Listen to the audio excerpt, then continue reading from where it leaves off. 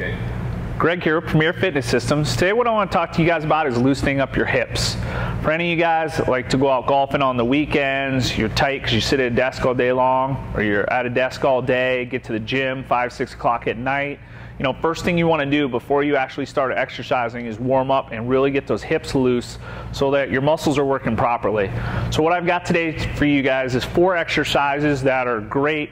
You know, you can run through them all in about probably 3-4 minutes, and it's a great thing after you kind of warm up and get some blood pumping in those hips to actually help stretch them out, get you ready for exercise. So whether it's golf, you're hitting the gym, even for someone that's going for a 2-3 mile walk or a run, you know, to warm up for a few minutes and then kind of run through these will just help your workout be that much better. So first thing I'm going to go through today is a kneeling matrix for the hips. So what I want you to do is you're going to be down on both knees. You guys can grab a towel if you need some extra padding in the gym, whatever it takes, or you can just go down on your knees. So what we're going to do is work one leg at a side here. So what I'll do is I'm going to start with the right leg. You can do like 5 to 10, kind of working through all 3 motions, and then kind of work to the second leg. So what I'm going to do on this one, we're going to work in 3 dimensions. Because the hip is a 3-dimensional moving joint, we want to make sure that we get that joint loosened up in all 3 angles. So the first one I'm going to have you do is we're going to step out into like a lunge. So my weight's going to come forward, feeling some good stretch. I'm going to push all the way back. Second motion is I'm going to step out to the side, kind of leaning into my hip. So I'm going to get that cross stretch. Once again, if you look, my knee's looking straight, so is my foot. So I'm leaning into that knee. And the third one, you want to pretend if I was looking at a clock, I want to be going back to about 4 or 5 on that clock to get that third dimension in the hip. So I'm going to step back. Once again, I'm leaning into the knee, getting that stretch, and coming back. So we're going to come forward, out to the side, and then out to about 4 or 5 o'clock. So what I want you to do is you hit about 5-10 on each side, and then kind of switch to the other side and move on to number 2, which I'm going to show you here. This one's called the Spider-Man stretch. So I'm going to start off plank position on here. Biggest thing we want to do on here is we're going to take a big step as far as we can come. You want to make sure that you're keeping that heel down. We also want to keep that knee from flaring out, so you want it in nice and tight to the body. We're going to drop the back knee so it's almost touching the ground, making sure that I get some good stretch. The biggest thing you don't want to be doing is leaning forward, so you're putting that stress into that kneecap. So sitting back, we're going to kick back, and then we're going to alternate into that other leg. Now for some of you that are more flexible, that want a better stretch, you can bring your knee in.